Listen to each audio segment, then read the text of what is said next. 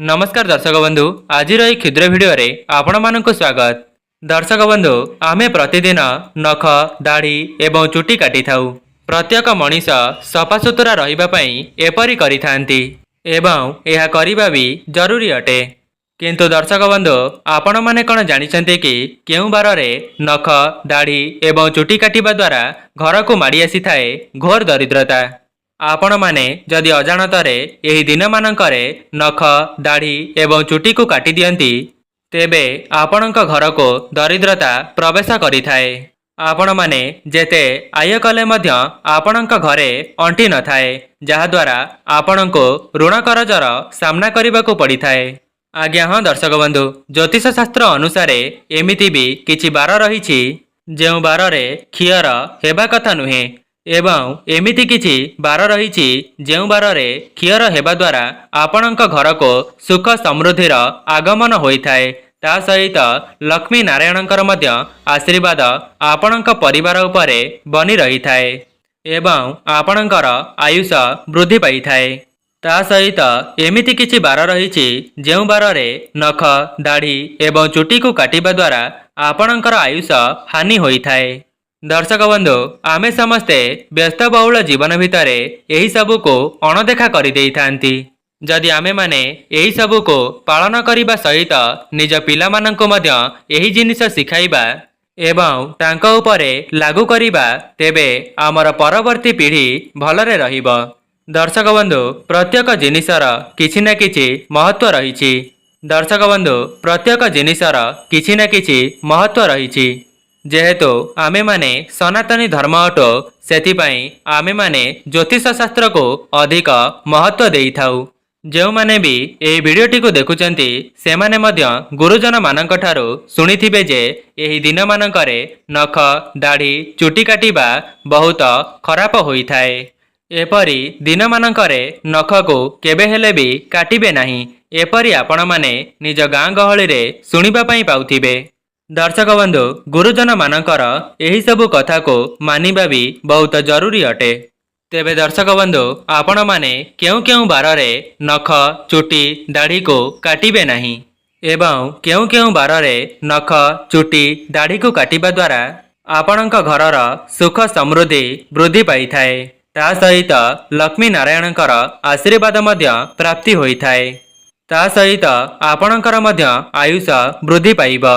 एही विषय रे मु आपण माननको वीडियो आगरे बताइबा पई जाउछि। सेथिपाई आपण माने एही वीडियोटी को शेष पर्यंत निश्चय देखंतु। जदि आपण माने एही वीडियोटी को अधारु छाड़ी देउछंती तेबे आपण माने बहुत मूल्यवान कथा को हराई देबे जहा द्वारा आपण माने घोर दरिद्रता रे निजर जीवनटी को अतिबाहित करिवे। दर्शक बंधु यह को जानिबा पूर्वर आपण माननको अनुरोध वीडियोटी को लाइक करी कमेंट बॉक्स रे जय मां लक्ष्मी अवश्य लिखि दियंतु।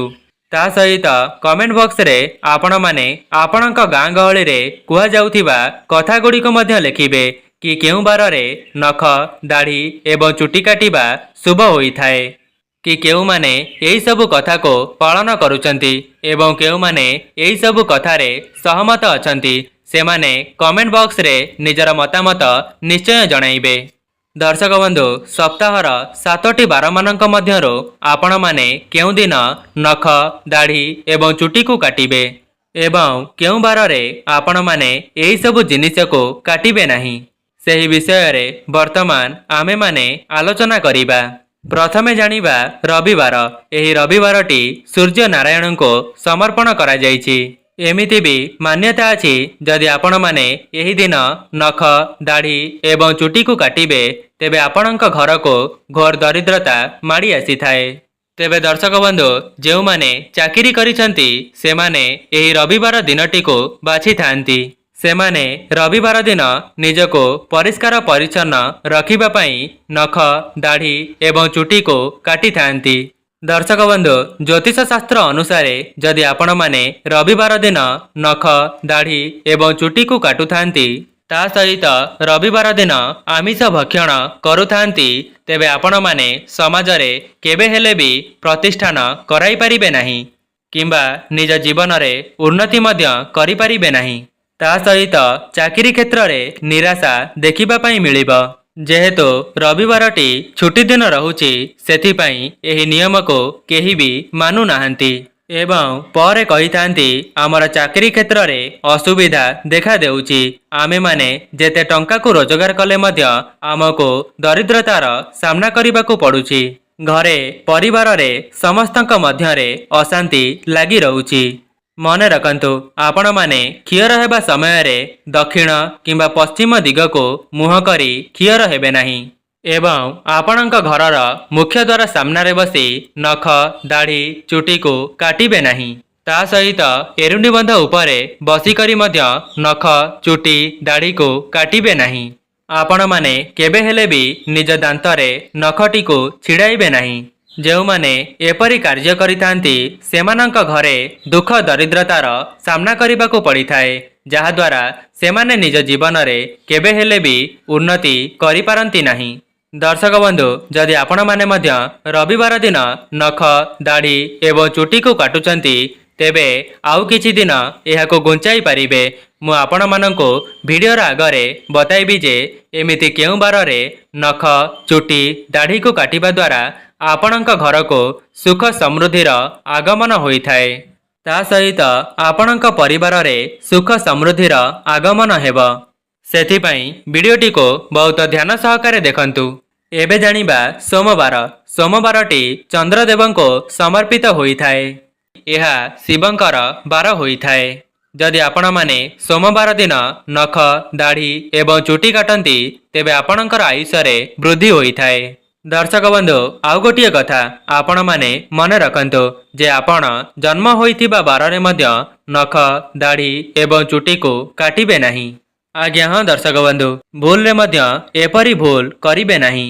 ଏହାଦ୍ୱାରା ଆପଣଙ୍କର ଆୟୁଷ ହାନି ହୋଇଥାଏ, ଯାହାଦ୍ୱାରା ଆପଣଙ୍କର ଘୋର ଦରିଦ୍ରତାର ମଧ୍ୟ ସାମ୍ନା କରିବାକୁ ପଡ଼ିପାରେ ଏବଂ ଚାକିରି କ୍ଷେତ୍ରରେ ନିରାଶା ଦେଖିବା ପାଇଁ ମିଳିପାରେ। ତୃତୀୟରେ ଆସୁଛି ମଙ୍ଗଳବାର। ଦର୍ଶକ ବନ୍ଧୁ, ଏହି ମଙ୍ଗଳବାରଟି ମଙ୍ଗଳ ଦେବଙ୍କୁ ସମର୍ପିତ ଅଟେ। ତା ସହିତ ମା ମଙ୍ଗଳା ଏବଂ ହନୁମାନଙ୍କୁ ମଧ୍ୟ ଏହି ମଙ୍ଗଳବାର ଦିନ ପୂଜା କରାଯାଏ। ମଙ୍ଗଳବାର ଦିନ ଯଦି ଆପଣମାନେ ଖିଅର ହୁଅନ୍ତି କିମ୍ବା ନଖ ଦାଢ଼ି ଏବଂ ଚୁଟି କାଟନ୍ତି ତେବେ ଆପଣଙ୍କୁ ରୋଗଗ୍ରସ୍ତ ହେବାର ଭୟ ରହିଥାଏ। ଦର୍ଶକ ବନ୍ଧୁ, ଏମିତି ବି କିଛି ଲୋକ ଅଛନ୍ତି ଯେଉଁମାନେ ମଙ୍ଗଳବାର ଏବଂ ଶନିବାର ଦିନ ନଖ ଦାଢ଼ି ଏବଂ ଚୁଟିକୁ କାଟିଥାନ୍ତି। ଯଦି ଆପଣମାନେ ନିଜ ଜୀବନରେ ଉନ୍ନତି ଚାହୁଁଛନ୍ତି ତେବେ ମଙ୍ଗଳବାର ଏବଂ ଶନିବାର ଦିନ ଏହି ଦିନମାନଙ୍କରେ ନଖ ଦାଢ଼ି ଏବଂ ଚୁଟିକୁ କାଟିବେ ନାହିଁ। ତା ସହିତ ଆପଣଙ୍କ ଘରର ପିଲାମାନଙ୍କୁ ମଧ୍ୟ ଏହି ଶିକ୍ଷା ପ୍ରଦାନ କରିବେ। ଏହାଦ୍ୱାରା ଆପଣଙ୍କର ହିଁ ମଙ୍ଗଳ ହେବ ଏବଂ ଆପଣଙ୍କ ଘରକୁ ସୁଖ ସମୃଦ୍ଧିର ଆଗମନ ହେବ। ଦର୍ଶକ ବନ୍ଧୁ, ଏମିତି ବି କିଛି ବାର ରହିଛି ଯେଉଁ ବାରରେ ନଖ ଦାଢ଼ିକୁ କାଟିବା ଦ୍ୱାରା ଆପଣଙ୍କ ଘରକୁ ସୁଖ ସୌଭାଗ୍ୟର ଆଗମନ ହୋଇଥାଏ। ତା ସହିତ ଲକ୍ଷ୍ମୀ ନାରାୟଣଙ୍କର ମଧ୍ୟ ଆଶୀର୍ବାଦ ବନି ରହିଥାଏ।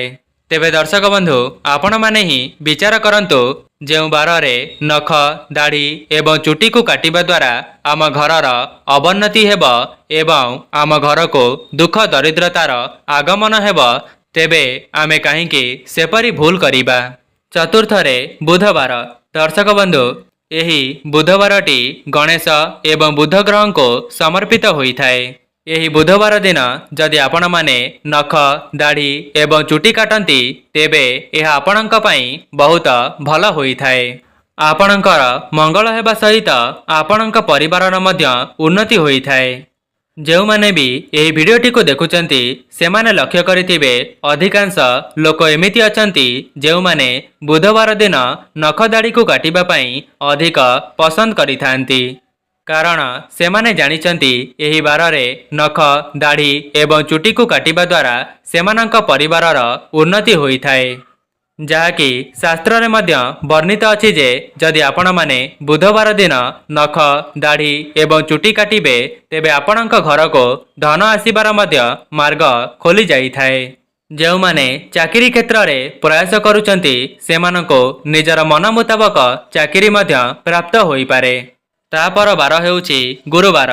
ଯଦି ଆପଣମାନେ ଗୁରୁବାର ଦିନ ନଖ ଦାଢ଼ି ଚୁଟି କାଟିବେ ଏବଂ ତା ସହିତ ଆମିଷର ଭକ୍ଷଣ କରିବେ ତେବେ ଆପଣଙ୍କର ବୁଦ୍ଧିରେ ହାନି ହେବ। एवं आपणଙ୍କ घरु माँ लक्ष्मी सबुदिन पई चलीजिबे। एही भूलटिको समस्ते अजाणतारे करि देइथांती, जहाद्वारा सेमानଙ୍କ घरको घोर दरिद्रता माड़ी आसीथाए।